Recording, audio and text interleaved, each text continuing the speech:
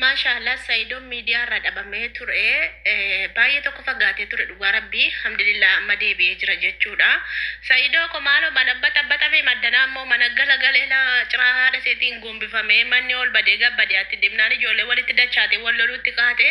hundaafuu dhugaa baga deebite nagaanuu buuste jechuudha. Baga deebite nu dhufte malee mana kana biyya galagalee addunyaa galagalee warraasee wal lolaa ture lafa socho'aa oole dhugaa rabbii sidhamne bar waan sidhamneefitu walumatti galagalee wal nyaachuu chutti kaanee jechuudha wallee walirratti enne baga deebitee nu dhuftee siin jedha hundaafiyyuu sumayyaani deemaa jirti jedhe jarmaniin deemuutti jirti sumayyaan na jalaa deemaa jirti sumayyaan jarmaniin deemte jennaani ijoollee kooti wajjin wal arguuni carraa gabaabaadha argachuu hin danda'u ijoollee koo jarmanii sumayyaan deemte jennaani obboleettii koo xiqqishuu bira deemaa jirti garuu jarmaniini sumayyaan deemnaan ijoollee kooti wajjin waliin arguu sabbaa kiyyaa lixaa jedheetu bo'aa jira dhugaa rabbi du'aa'ee godhaafi rabbiin ijoollee isaarraa adda isaan baasini maaliif jennaani kanumti tan karaattatee olii gaddeemee biyyaan biyyatti darbee waa hundumaayyuu obsaan dabarsaa jiru sababa ijoollee kanaati jechuudha ijoolleen namni ijoollee qabu namni daa'ima qabu daa'imni saree nama gooti nama daa'ima qabutu beeka jechuudha warri daa'ima hin qabne warri haadha qabdan immoo isiniif galuu danda'a jechuudha waan daa'imni nama gootu waanuma haati keessan isiniif taatu haati keessan isiniif godhattu irratti baruu dandeessu jechuudha warri ganaa ijoollee shishifiin daa'ima ganaan godhatini shamarranni keenya ganaa waa'ee daa'ima bartuu jechuudha. Kanaaf jennaan hedduu tokko gaddee qalbiinsaa cabee jira jechuudha. Yooti dhugaadhaani ati hin deemtu ta'e jarmaniin hin deemtu ta'e ani hayyuu hiiki yoo jette ani hayyuu nanii kaa ani hayyuutti bakka dhimman qabu nanii kaa atumti naa deebii ijoollee makiyya na agarsiisi atumti naa deebii kanaafiyyuu osoo hin deemini bakka natti dubbadhu osoo hin deemini natti dubbadhuuti kottu nattaasai hayyuu hiiki jennaan ammaan hiikee si argisiisa kanaafiyyu adaraa kee hin deemini jedheetu kadhachuutti jira akkuma isin argitanii dhugaa baay'ee tokko nama gaddisiisa. Maaliifan miidiyaa irraa badee namumatu bakka miidiyaa irraa dhabama ta'ee jennaani bakka miidiyaa irraa dhabama ta'ee waa'ee isheen dubbatanii isheniyyuu sitti araaramuu dandeessi gaabbitee jedhanii isheen garuu eegeen dadhabee keessa baateeyyuu immoo kun obboleettii koo bira deemaa jirti attaman godha jedheetu dubbachaa jira hundaafiyyuu wanti godhamu du'aa'ee gochuufiidhaan isiniin jedha akka lamman isaanii walitti deebi'anii akka bultiin ayyuullee hin diigamne ayyuunis lama maqaan naman baddu tokko baddi waan ta'eef namni dubartii heerumtee galtee durba heerumtee galte jedha namumti baqa hin tuffatalle jechuudha. Durba heerumtee galte namni jaallatu akkuma isin beektan intala baluu heerumtee galte gaafa jedhanii ammamtu namatti dhaga'amaa jechuudha. Kanaafuu jennaani rabbumni akka inni du'aa'ii gootanii fi akkuma rabbi laaffisuu fi bakka lamman isaanii bakka tokko ta'anii jiraatanii malee hedduu tokko ulfaata dhugaa rabbi akka naasaa jirutti jarman deemullee homaa miti haa deemtu yoo deemte jarmaniini akka mataa kiyyaatti akka yaada kiyyaatti kan hin dubbadhu jarmanii yoo deemte an akka kottiyyuu bareedaadha. Itoophiyaa keessa teessee lookeeshinii ishee cufattee asin jira jettee as taallaluurra Itoophiyaa keessa yoo hammam taa'ee deebi'e argeeraan argine bar Iyyaasuu fa warri biyya jiran barbaadu dhiisanii hin argine namni arge tokkoyyuu hin jiru jechuudha. Yoo lookeeshinii ishee cufatte finfinnee guddaadha magaala tokkotti darbitee jiraatti jechuudha. Kanaaf argachuu hin dandeenye garuu jechuutu jarmaniin deemte immoo obboleettii silaa naman qabdu mitire obboleettii isaa bira deemaa jirti amma obboleettiin isaa manallee mana isheen itti galtullee mana tokkotti hin galagaan beektu manallee hin qabdii fi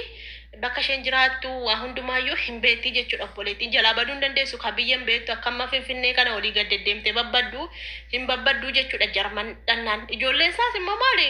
biyya guddateedha quraana qara'uufis ni margama maal warri achi jiru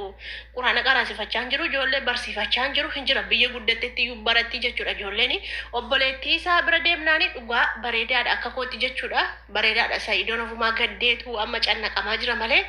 akka mataa kiyyaatti obboleettii isaa bira deemtee jennaan dhugaa rabbii homaan ta'uun immoo piroososii isaa xumuratee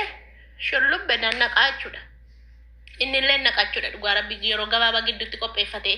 ji'a 5 ji'a 6 ta'uu waggaa tokkollee haa ta'uu ijoolleen isaa nagaa ta'anii isheenumti nagaa taatee jiraannaanii fayyaa taanaanii maal godha kanarra booda piroososii isaa jan maratee hin naqa amma inni natti ulfaataa minaamina jedhee birri guddaa gaafachuu danda'a dalagatee jechuudha dhaquu hin danda'a jechuudha akka mataa kiyyaatti Itoophiyaa keessa taayyuu asin jira achin jira Yamanitti deebuu ol deebuu gad deebuu sanarrayyuu utuu biyyicha dhaqxee dhagaa itti iddoo tokkicha teesse bareedaadha maaliif jennaan biyyicha keessaa baatee akka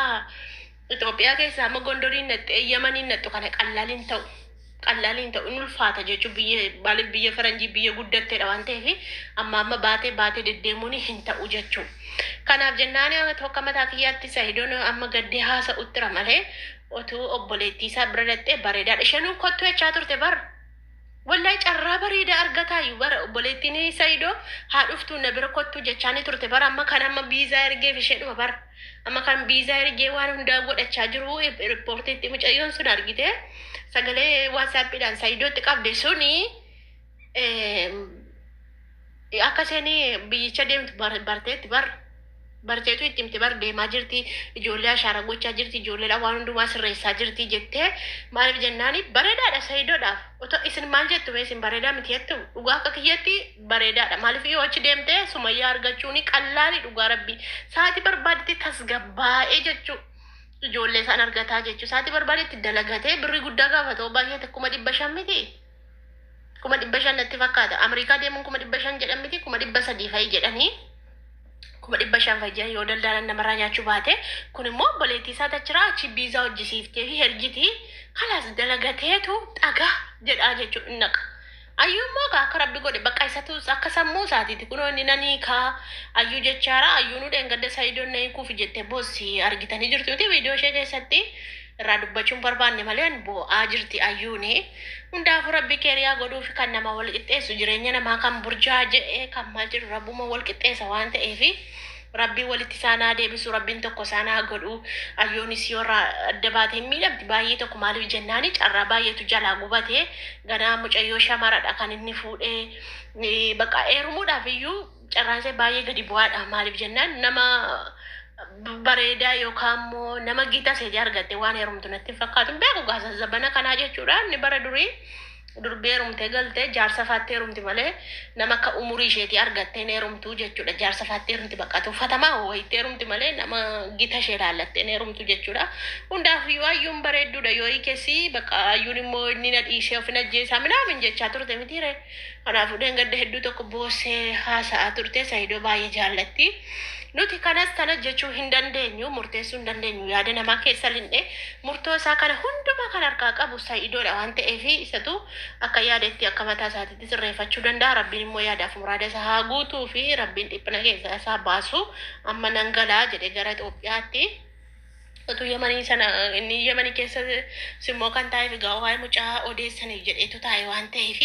mana caaltuttis immoo dubbatamee jira achitti dubbachaa turanii kanaafuu hundaafuu rabbiin na laaffisuu fi waan jabaate hundumaa rabbitu nama laaffisa rabbiin na laaffisuu fi rabbiin fayyaa guutuu haa kennuu fi Sumayyaanis yoo achi deemte anaaf gammachuudha maaliif jennaan wal argatu waan ta'eef bakka tokkotti walitti naanna'u achi bakka isheen itti baatu hin qabdu waan ta'eef isillee rabbiin garaa laaffisuu fi rabbiin tokko saanaa godhuu rabbiin walii wajjin haa jiraachisuu fi inshallah du'aa godhaaf isiniin jechuun barbaada akkas kaa Saidoon keenya dhufee nu gammachiisee jira ija nu ibsee jira malee duraan nutoo isa dhabnee walitti dachaane wal lolaa turre waan ta'eef amma nu deebi'e kaa baga gammaddan hundi keessan warri gammachuu warroonni Saidoo jaallatan akka koo warroonni yuutuubii fayyadamtanis warroonni yuutuubiin fayyadaminis